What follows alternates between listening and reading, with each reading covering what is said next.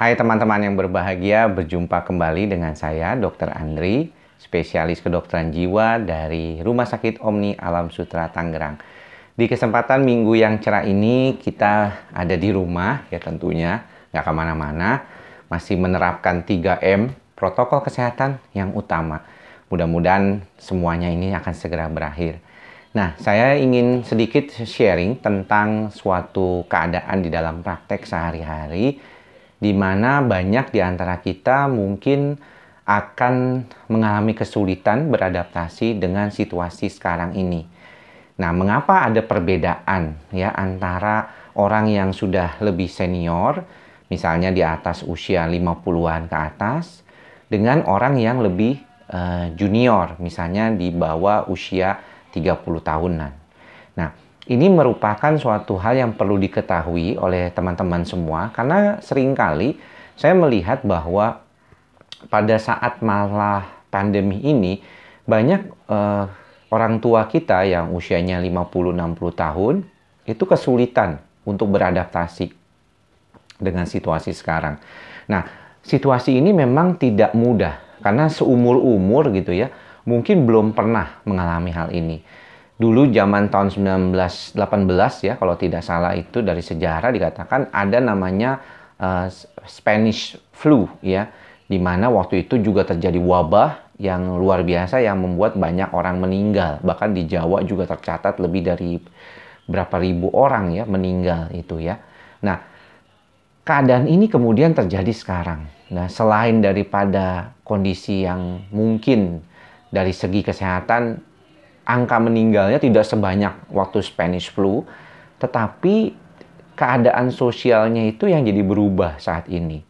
Orang jadi nggak bisa kemana-mana, orang tidak lagi punya kesempatan untuk bertemu dengan orang lain, bersosialisasi dipersulit gitu ya, dengan adanya protokol kesehatan di mana kita tidak boleh berkumpul, kemudian juga tidak bisa melakukan interaksi seperti salaman ya.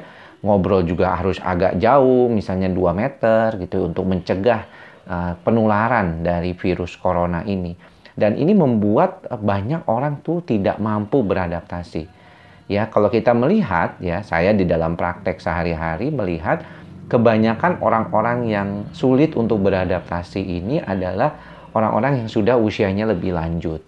Nah, mengapa demikian? Ini penting untuk diperhatikan ya oleh teman-teman, bahwa ketika kita di dalam kehidupan ini, itu kemampuan beradaptasinya itu memang akan berhubungan juga dengan usia kita.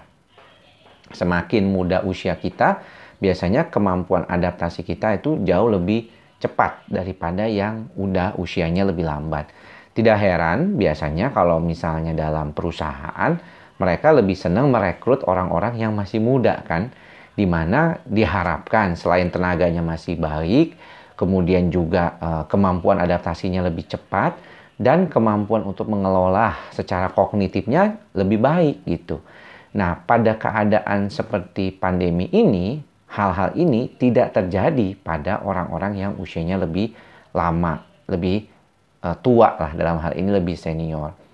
Tidak heran misalnya kalau kita perhatikan banyak di antara orang-orang ini itu baru pertama kali sebenarnya datang ke psikiater.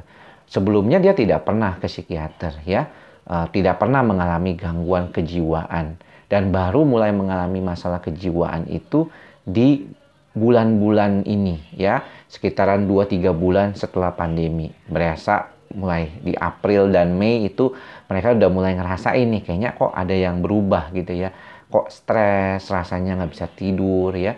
Dan ini tidak mudah buat semua orang ya, karena kalau kita melihat nggak gampang gitu stay di rumah itu buat sebagian orang.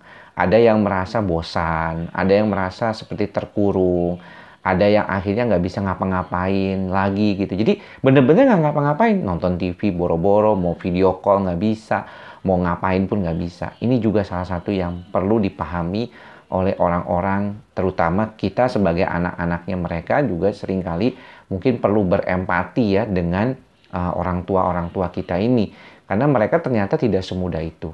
Makanya nggak heran ya waktu mulai melonggar PSBB yang dikatakan new normal, banyak yang beranggapan new normal itu adalah benar-benar seperti normal ya. Jadi bodoh amat gitu, kembali lagi beraktivitas, ada yang arisan, mungkin ada yang pengajian, ada yang kumpul-kumpul di gereja kembali, ada yang kumpul di wihara kembali, dan akhirnya ini yang membuat permasalahan ya, permasalahan klaster-klaster itu terjadi kembali. Nah, kenapa?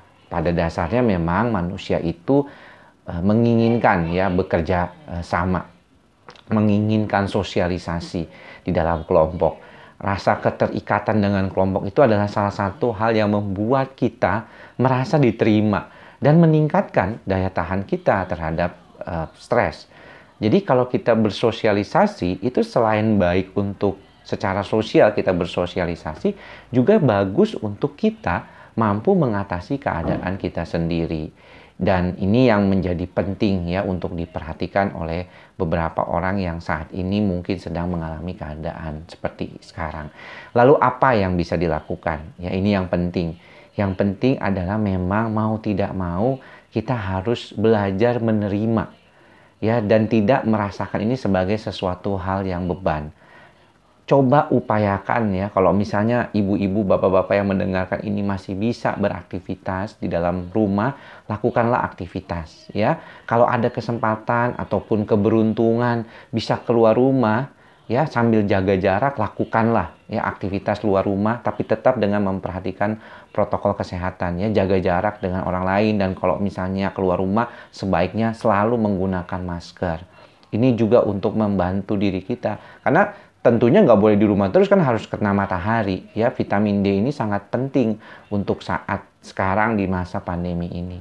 Kemudian memang perlu meningkatkan cara-cara yang bisa membuat kita tuh lebih nyaman. Ada teknik relaksasi penarikan napas panjang seperti itu ya. Belajar untuk misalnya duduk diam seperti ini. Tarik napas yang panjang.